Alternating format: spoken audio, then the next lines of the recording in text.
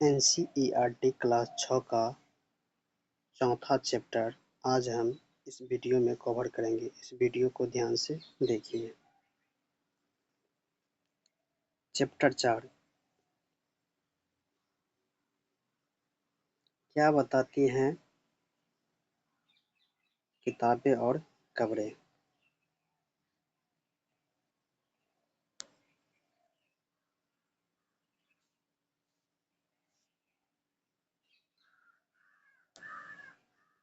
क्या बताती हैं किताबें और खबरें। पुस्तकालय में मेरी जैसी घंटी बजी। शिक्षक ने छात्रों को अपने साथ आने को कहा। आज वे पहली बार पुस्तकालय जा रहे थे। मेरी ने देखा कि पुस्तकालय उसकी कक्षा से काफ़ी बड़ा था और वहाँ किताबों से भरे कई रैक थे। कोने में एक अलमारी थी जो मोटी-मोटी किताबों से भरी थी। मेरी मेरी को एक अलमारी खोलने की कोशिश करते देख शिक्षक ने कहा, उस अलमारी में अलग-अलग धर्मों से जुड़ी हुई महत्वपूर्ण किताबें हैं। क्या तुम्हें मालूम है कि हमारे पास वेदों का भी एक संग्रह है? मेरी सोचने लगी कि वेद क्या है। मेरी क्या सोचने लगी कि वेद क्या है। आगे देखिए।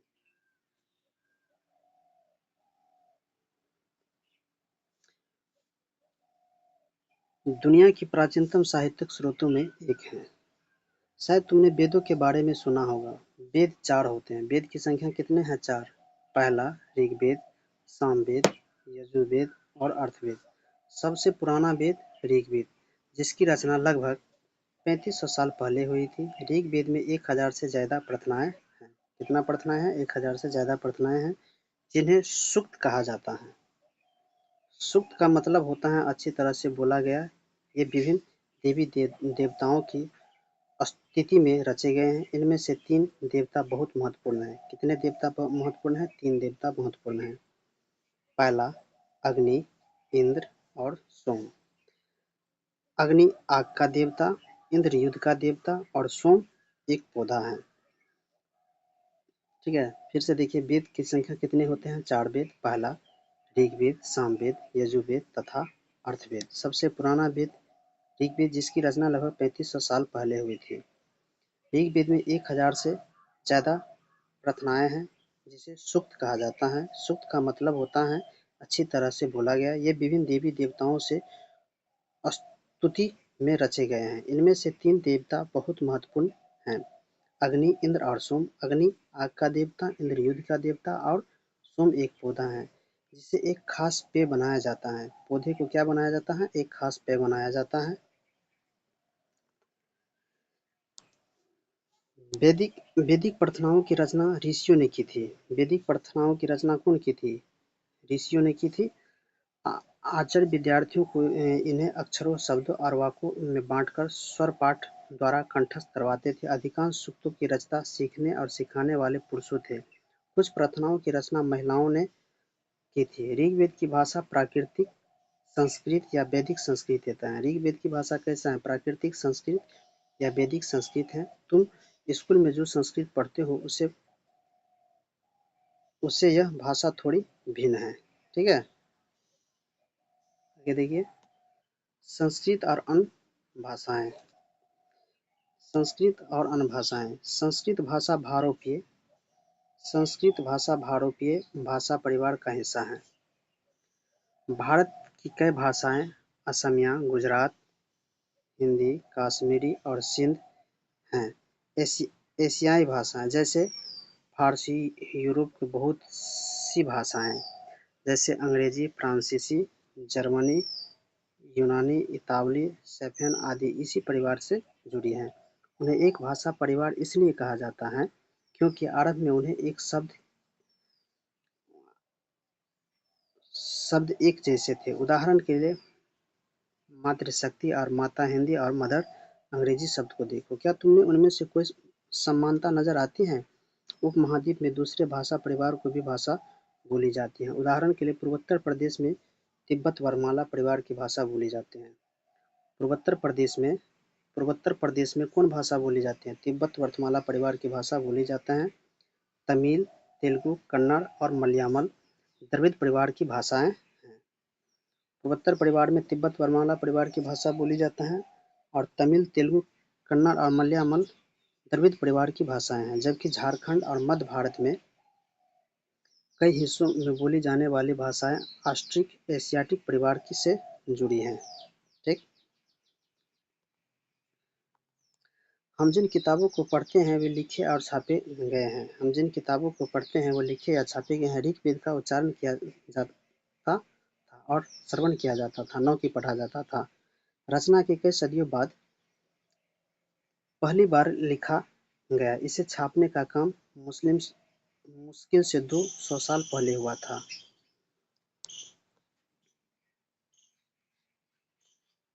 इतिहासकार ऋग्वेद का अध्ययन करते थे। इतिहासकार किसका अध्ययन करते थे?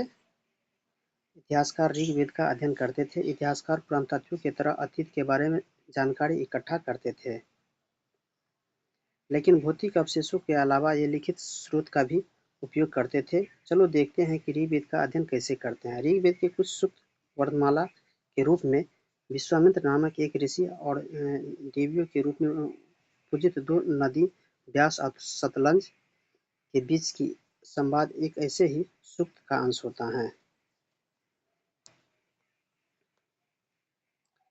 ये पांडुलिपि है, ऋग्वेद की पांडुलिपि। ऋग्वेद की पांडुलिपि है।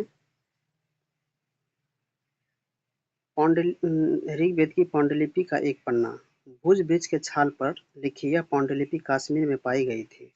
लगभग 150 वर्ष पहले ऋग्वेद में सबसे पहली बार छापने के लिए इसका उपयोग किया गया था। इस पांडुलिपि का देखकर अंग्रेजी अनुवाद तैयार हुआ। यह पांडुलिपि पुणे महाराष्ट्र के एक पुस्तकालय में संरक्षित है। विश्वामित्र और नदियाँ। विश्वामित्र ये नदी अपने बछड़ों को चाटती हुई दो दमकती गाय की तरह दो फुर्तीले घोड़ों के चाल से पहाड़ों से नीचे आओ। इंद्र द्वारा दी गई शक्ति से स्फुरित तुम रथों की गति से सागर की ओर बह रही हो। तुम जल से परिपूर्ण हो और एक दूसरे से मिल जाना चाहते हो। नदियाँ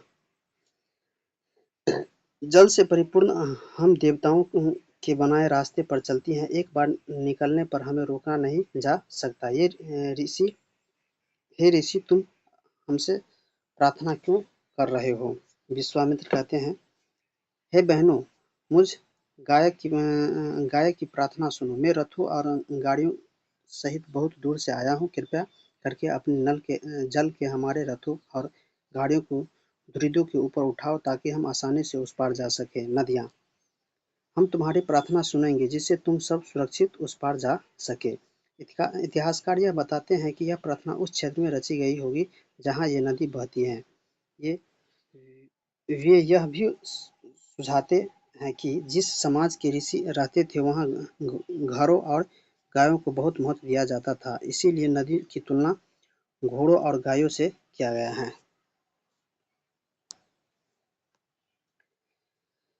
ऋषियों की प्रार्थनाओं में अन्य दूसरी नदियाँ खासकर सरस्वती, सिंधु और उसकी सहायक नदी का भी जिक्र है। गंगा और यमुना का उल्लेखन सिर्फ एक बार हुआ है।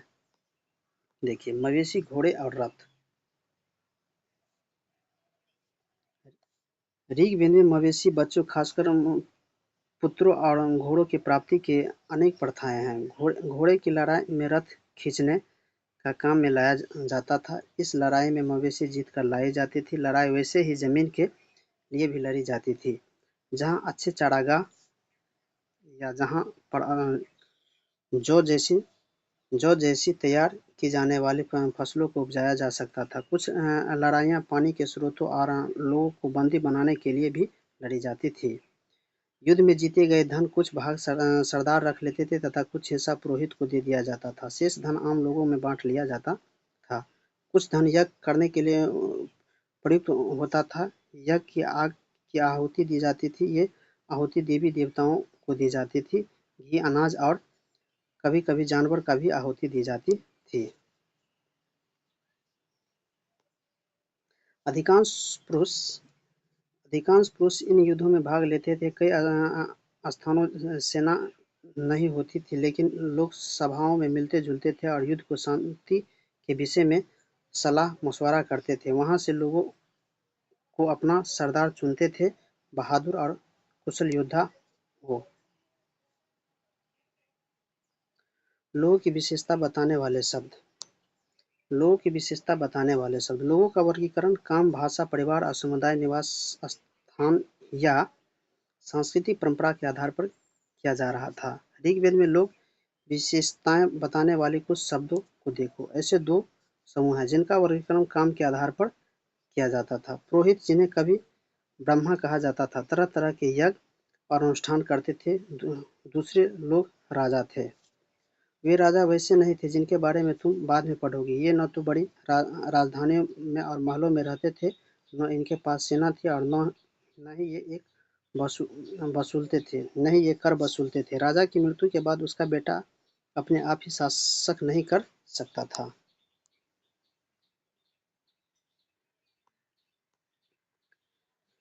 जनता या पूरे समुदाय के लिए दो शब्दों का इस्तेमाल होता है। एक था जिसका उपयोग हिंदी और अन्य भाषाओं में आज भी होता है। दूसरा था विश्व। सफेन शब्द निकला है। इस विषय की तुलना अध्याय 5 में विस्तार से पढ़ोगे। ऋग्वेद में 20 अर्जुनों के नाम मिलते हैं। ऋग्वेद में 20 अर्जुनों के नाम मिलते हैं। इसीलिए हमें पुरजन, विश्व भरतजन और विश्व युद्धजन या विश्व जैसे कई उल्लेखन मिले हैं।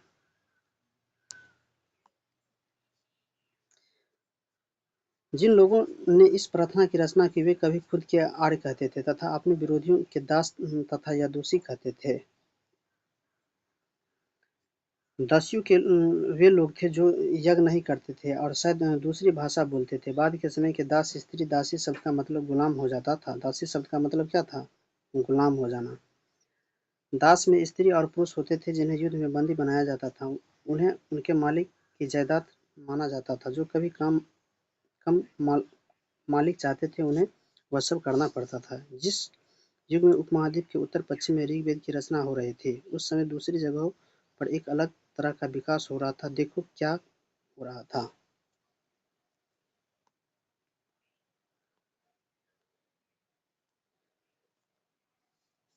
खामोश प्रहरी। कहानी महापाषाण काल की। ये ये शिलाखंड महापाषाण ये शिलाखंड महापाषाण, महा मतलब बड़ा, पाषाण मतलब पत्थर के नाम से जाना जाता है। ये पत्थर दफन करने की जगह पर लोगों द्वारा बड़े करीने से लगाए गए थे। महापाषाण कब्रें बनाने की प्रथा लगभग 3000 साल पहले शुरू हुआ था। महापाषाण कब्रें बनाने की प्रथा कब शुरू हुआ था? 3000 साल पहले शुरू हुआ था। ये दक्कन, दक्षिण भारत, उत्तरी पूर्वी भारत और कश्मीर में प्रचलित थी। कुछ महत्वपूर्ण महापाषाण पुराणास्थल मानचित्र 2 में दिखाए गए हैं। कुछ महापाषाण जमीन के ऊपर ही दिख जाते हैं और कुछ महापाषाण जमीन के भीतर भी होते थे। ये कब्र है, महापाषाण का कब्र है। कई बार पुरातात्विक को गोलाकार सजाए हुए पत्थर मिले हैं। कई बार अकेला खड़ा हुआ पत्थर मिला है। ये एक ही मात्रा प्रमाण जो जमीन के नीचे कब्रों को दर्शाते हैं। महापाषाण के निर्माण के लिए लोगों को कई तरह के काम करने पड़ते थे। हमने जो कार्यों को सूची बनाए हैं उनमें कब्र, गर्द और गड्ढे खोदना, शिलाखंडों को ढोकर लाना, बड़े पत्थरों को तराशना और मरे हुए को दफनाना, इन सब कब्रों की कुछ समानता है। समानता, मृतकों को खास किस्म की मिट्टी के बर्तनों के साथ दफनाया जाता था जिन्हें काले लाल मिट्टी बर्तनों में ब्लैक एंड रेड वेयर के नाम से जाना जाता था। इन्हें साथ मिले लोहे, औजार, हथियार, घोड़े के कंकाल की सामान तथा पत्थर और सोने गहने मिले हैं।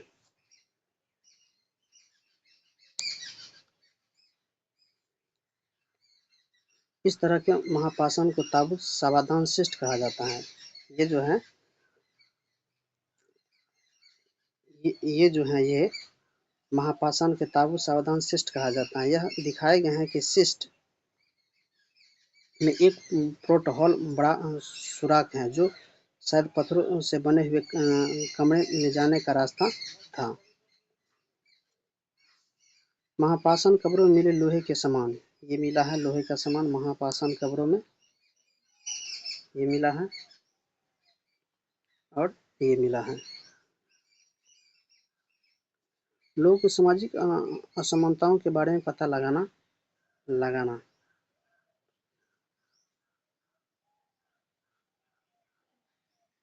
लोगों को सामाजिक असमानताओं के बारे में पता लगाना। पुरातात्विक विधि यह मानते हैं कि कंकाल के साथ पाए गए चीजें मरे हुए व्यक्ति की ही रही होगी।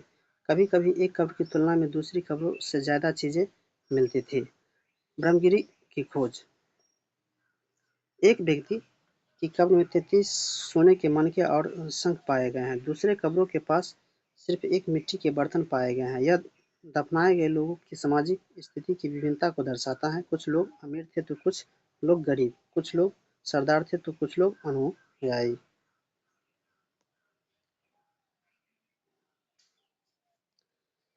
कुछ कब्रगाहें खास परिवारों के लिए थी।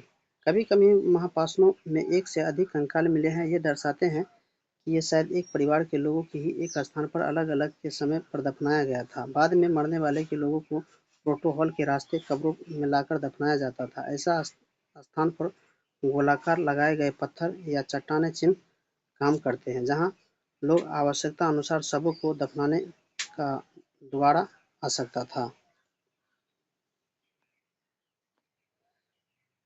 इनाम गांव।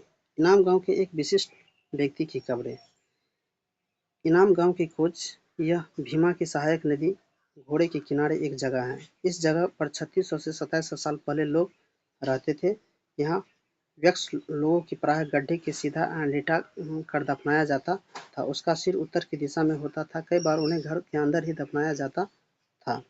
ऐसे बर्तने जिनमें शायद खाना और पानी हो, दफनाए गए सब के पास रख दिए जाते थे।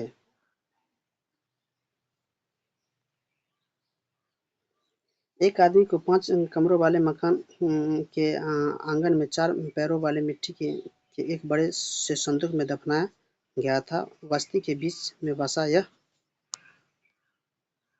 घर गांव में सबसे बड़े घरों में एक था। इस घरों में एक अनाज का गोदाम भी था। सब के पैर मुड़े हुए थे। क्या बताते हैं हमें कंकाल के अध्ययन? क्या बताती है हमें कंकाल के अध्ययन? छोटे आकार के आधार पर एक बच्चे के कंकाल को आसानी से पहना जाना जा सकता था, लेकिन ये बच्चे का या बच्ची के कंकाल के बीच की कोई बड़ा फर्क नहीं होता था। क्या हम यह पता लगा सकते हैं कि कंकाल किसकी, पुरुष का था या स्त्री का? कभी-कभी लोग कंकाल के साथ मिले सामानों के आधार पर इसका अंदाजा लगाते थे। उदाहरण के लिए, यदि कंकाल के साथ गहने मिले तो कई बार उसे महिलाएं का कंकाल मान लिया जाता था, लेकिन ऐसा समझ के साथ समस्या है। अक्सर पुरुष भी आभूषण पहनते थे। कंकाल का लिंग पहचानने के बेहतर तरीका उसकी हड्डी की जांच एवं चूंकि महिलाएं के बच्चों को जन्म देती हैं, इसीलिए उनका कटी प्रदेश का कुल्ला पुरुषों से ज्यादा बड़ा होता था। ये समझ कंकालों के आधुनिक अध्ययन के आधार पर होता है। आज से लगभग 2000 साल पहले चरक नामक प्रसिद्ध वेद हुआ करते थे। उन्होंने चरक संहिता नामक पुस्तक लिखी थी। आज से लगभग 2000 साल पहले चरक नामक एक प्रसिद्ध वेद हुआ करते थे। उन्होंने चरक संहिता पुस्तक लिखी। चरक संहिता पुस्तक की रचना कौन की थी? चरक नामक वेद ने। मनुष्य के शरीर में 360 हड्डियां होती हैं।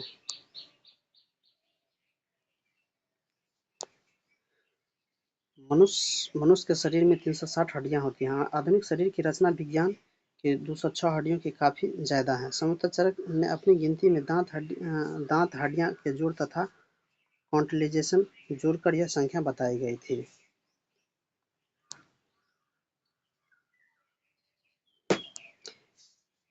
इनाम गांव के लोग के काम और धंधे। इनाम गांव के लोग के काम और धंधे। इनाम गांव के पुरातात्विक ने गेहूं, जौ, चावल, दाल और बाजरा, मटर और तिल के बीज मिले हैं। ये जानवरों की हड्डी भी मिली है। कई हड्डियां पर काटने का निशान ये दर्शाता है कि लोग इन्हें खाते होंगे।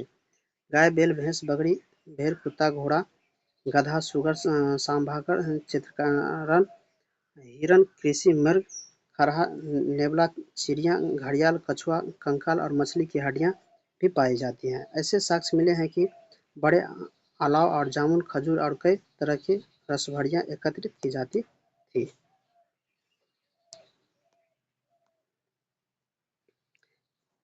इस प्रमाण के आधार पर इनाम गांव के लोग के काम और धंधों की सूची बनाएं। कल्पना करो तुम 300 वर्ष पहले इस गांव में रहती हो। पिछली रात सरदार की मृत्यु हो गई। आज तुम्हारे माता पिता दफन की तैयारी कर रहे हैं। यह बताते हुए सादृश्य का वर्णन करो कि अंतिम संस्कार के लिए कैसे भोजन तैयार किया जा सकता था। इसका ये क्वेश्चन है मिलान करने वाला, मिलान कर लीजिएगा। उपयोगी शब्द वेद, प्रार्थना, भाषा, रथ, यज्ञ, राजा, दास, महापाषाण, कब्र और कंकाल और लोहा।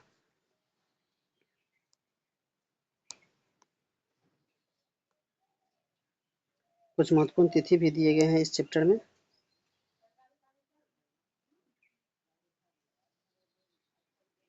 वेदों की रचना का लगभग 3500 साल पहले हुआ था। वेदों की रचना का प्रारंभ लगभग 3500 साल पहले हुआ था। महापाषाण के निर्माण का शुरुआत लगभग 3000 साल पहले हुआ था। इनाम गांव के कृषकों का निवास 3600 से 2700 साल पहले हुआ था। चरक लगभग 200 साल पहले हुआ था। इसके आधार पर आज का वीडियो समाप्त हो रहा है। अगर इसमें कोई तरह का दिक्कत होगा तो कमेंट में बताइएगा, और अच्छा लगेगा तो शेयर करिएगा, लाइक करिएगा, कमेंट करिएगा। धन्यवाद। ऐसा ही हम आगे वीडियो बनाते रहेंगे।